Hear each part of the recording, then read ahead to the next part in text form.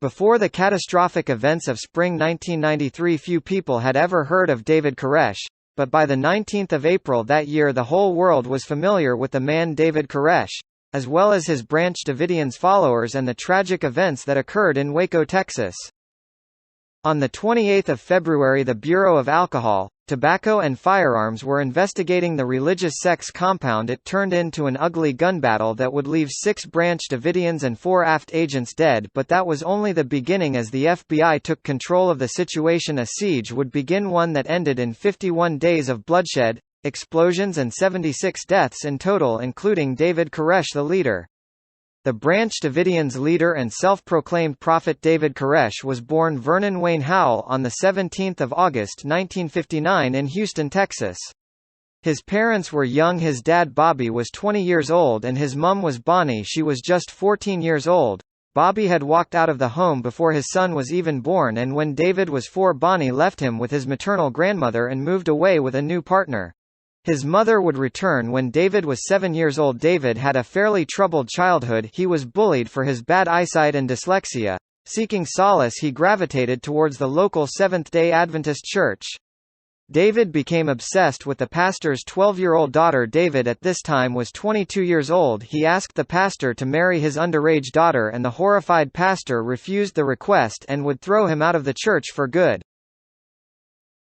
David would head to Waco, Texas, where he would join a splinter group of the church known as the Branch Davidians. It was headed up by Benjamin Roden, but it wasn't long before Koresh started making his presence felt, and he began claiming he was a prophet with the gift of second sight. When Benjamin had died, Koresh began an affair with his widow Lois, who was in her 60s, telling her he was destined to father a child with her.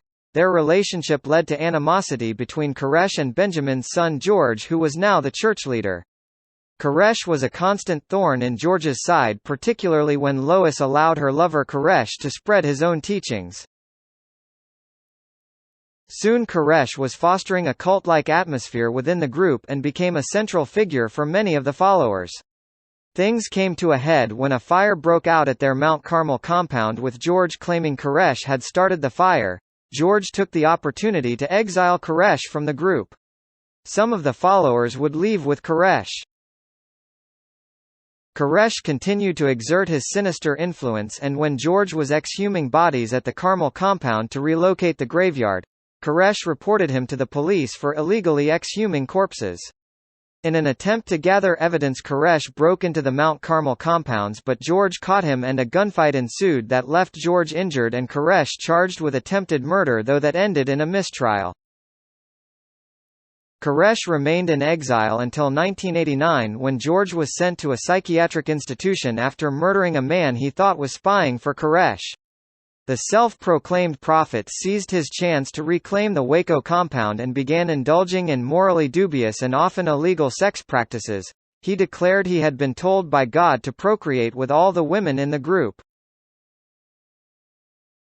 Koresh remained in exile until 1989, when George was sent to a psychiatric institution after murdering a man he thought was spying for Koresh.